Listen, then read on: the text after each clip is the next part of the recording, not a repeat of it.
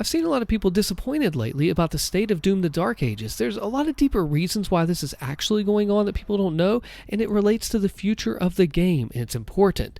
Now, to understand the story and why it matters to you, let's step back in time. The year is 2018. Doom the Dark Ages wasn't out at this point, and it wasn't even called Doom Year Zero then. Heck, Doom Eternal was just getting announced, the follow-up to the reboot of Doom as 2016, and that was a massive success. How would they top it? The marketing was fantastic. E3, QuakeCon, game director Hugo Martin going to the actual houses of Markiplier and T-Pain, the musician. Markiplier was nailing a marauder with the BFG on Taurus Nabad as he swung the axe. T-Pain was failing on Exultia. But the point is, there was a lot of hype around it. YouTubers and streamers were showcasing early footage, 3 hours worth of play. Everybody was having a great time and the hype was real. And then it was delayed from November 2019 to March 2020. Was that a bad thing? Was it hurt? Was Doom Eternal doomed eternally? No, not at all. Right into the start of the pandemic is where this delay kicked the game. Without much competition to rip and tear, and while everybody was stuck at home, Doom Eternal proved that it would be eternal. It was the perfect storm in a mix of fortunate and unfortunate events. The hype carried on through master levels and battle mode and free battle pass style events, with updates coming along the way, with community interaction, YouTuber interviews with Hugo Martin, which I have a few videos on, and not one but two DLCs, both with bosses who left their mark with their own controversial notoriety. Fast forward to June 2024. We get the first trailer from Doom the Dark Ages. I remember exactly where I was when it happened, and people are hyped. The new Doom is finally coming. We've been waiting for years for it. We'd heard about these hints over said years of a monster truck slayer, and now it's in the works. And then, radio silence for several months. Marketing, it just wasn't the same this time. But hey, maybe that's the new marketing meta though. It happened for the Indiana Jones game. Some people expected Doom Eternal 2, which, from the get-go, it was clearly stated, very clearly, that it would not be that.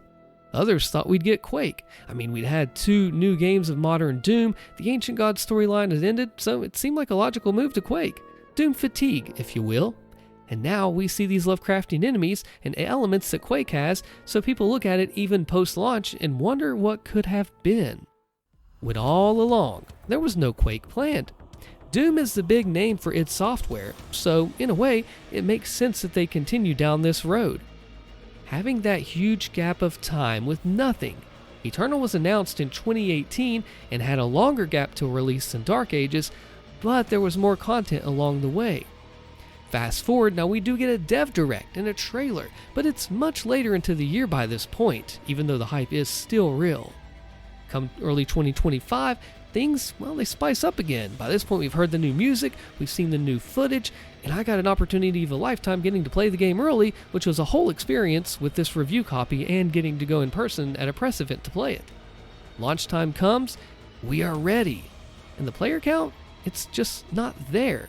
Despite reaching 3 million players 7 times faster than it took Doom Eternal to do it, it just didn't seem there. But how? How does this even make sense? Well, the first thing that people point out is the Steam chart numbers being much lower for Dark Ages. Now, Steam charts don't tell the full story, especially for Game Pass and consoles. But would it be a good move for Game Pass? And why, with Claire Expedition 33, it went out on Game Pass, it went crazy, it's still going crazy. That could be an outlier. Let's dive a little deeper to Doom, though. There's also the hardware issues of the forced ray tracing. Now, lead engine guy Billy Kahn, that's his official title by the way, just kidding, said that it would have taken years longer to make without ray tracing. And well, hey, you only need a 5-year-old GPU to run Dark Ages versus a 7-year-old that you needed for Doom Eternal. Wait a sec, so you don't need as old of a GPU, so where are the problems coming from? To top it off, the recommended and the Ultra CPU, on the recommendations for that, was the same, showing that the game is more GPU heavy. Now, it's similar to the one I have, and mine came out in November 2020. So wait, what's going on here? So as we know, the GPU market, it's a bit rough right now, and has been for a while, and people just don't have the gear to run it, or they don't have the new console systems. The launch, it was staggered, 2 days early for premium access players, which meant that the day one main release would have fewer people than if it was all on one day. That, and the perfect storm of the pandemic, made things great for Eternal, and then had a disadvantage for Dark Ages. But boy, even still, the game launched with just the campaign, and well, nowadays, people want more. Eternal had 2 master levels with a pre-order and extra pack, the Rip and Tear pack for one. It had a multiplayer through battle mode. It had a battle pass with skins that you could fight for and run to and get all these weapons and slayers and enemies. Just a lot to push and work for and gain. Now, Dark Ages does have its campaign, which some say is too long, though in reality, isn't that just more content?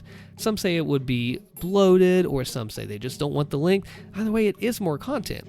Now, Hugo Martin has been doing streams to get with the community, but he took a break for vacation, which was well-deserved, so we had to take a break there too when it came for the new news, which really, the updates in the tunables, or on-the-fly updates, they don't come out every day anyway. Doom Eternal had these streams as well, and they were very well received, so they brought them back for Dark Ages, and I am here for it, and anybody that's watched them absolutely loves them. That, and amidst bugs and issues and glitches frustrating players, though, well, Eternal had those too, as well as Dark Ages, and still does, sometimes with new ones replacing the old. Now, coding a game like this, I'm sure, is no small endeavor, and the team behind it is open and receptive to learn and see what we, as the players, are finding, and fix the issues. No, we are not playtesters, as some may claim, because think about it, like when you have millions and millions of players, you're going to find more things than the dev team does while they're developing the game and playtesting it, and the whole mix of things where they're very, very busy with everything. So now we reach this point. Some say that the Dark Ages does not have the depth of Doom Eternal, that it's hard to follow up on a modern classic, or, well, really 2 of them. Though Dark Ages does still take skill, it does miss some of the movement elements that Doom Eternal had, by design, and focuses more on the parry. Some may feel that's more skill-based, and Dark Ages being more ergonomic and controller-friendly raises the skill floor so that everybody can get in on the fun zone, but thereby lowers the ceiling. Now, if anyone tells you Dark Ages takes no skill or no strategy, you can just do one gun, press W and parry, there is a whole lot more depth once you dive into each weapon, its function, where it's good in battle, the upgrades it has, how those synergize with the shield. There's a whole lot to it that's worth a whole 7 videos worth. It does have skill. Comparing it to Eternal is where we get the controversy there. Now, if you're feeling this, it's a mix of issues. Dark Ages is a fantastic game. I have put a lot of time into this already, if I'm being honest with you. And I'm absolutely just scouring everything, learning, doing it 100%, just working really hard. And then I realize that I get called a shill for liking the game and the music, that, oh, Austin will never say anything negative about this game. Hey, look, I believe that there is a right and a wrong way to voice your concerns. I've done this in videos, and that you should do this. You should say what you feel about the game, especially if you care about it and you want to make it the best that it can be, at least with the vision that you have for the game, which may not always be the right answer, but hey, at least you're putting that forth and going with the effort. Things are in the works. Really cool stuff. I mean, we don't have a lot of information yet, but likely new modes and new master levels. id Software is listening. They do hear. They're out there with the community. They do care. We just need to give it a little more time. The launch wasn't as strong as Eternal's with that perfect storm that it had in some of the extra modes, but they are working on things that we don't know yet, and it could be huge. What we do know from Hugo is that there will be skill expression, like 2016 into Eternal. This will build off what we've already learned and expand the combat loop in a new way while still holding true to the game. This is done in an in-game way that gives those players who have reached that in-game a new challenge to master with a more advanced gameplay loop, not necessarily adding new enemies with balance or even restricting your weapons in a challenge run, but expanding upon the combat loop that we've come to know and love. Some might say, oh, it's too little too late, that the time needed to be earlier. Well, look, here's the thing. I apply this phrase to every aspect of life, okay? Hear me out here. The best time to do something is at launch, or whenever, and the second best time is now. That is, of course, understanding that things do take time, they have to be prioritized across the company, the game, and move in directions that we don't always see first. It is not the end of the road for Doom the Dark Ages already. whatever Eternal, Dark Ages 2016, whichever comes out on top, quote unquote, with the player general meta remains yet to be seen, but don't give up on it yet. You can absolutely feel the way that you do about it if you don't like it as much or you feel like it's more lacking than you feel like it should be, but the point is, have a reason for the way that you believe and not just follow the bandwagon and do what they say. Have hope, get ready to play some more Doom, and have some fun. For more info on the future of the Dark Ages, check out my video with Horde Mode Gaming here.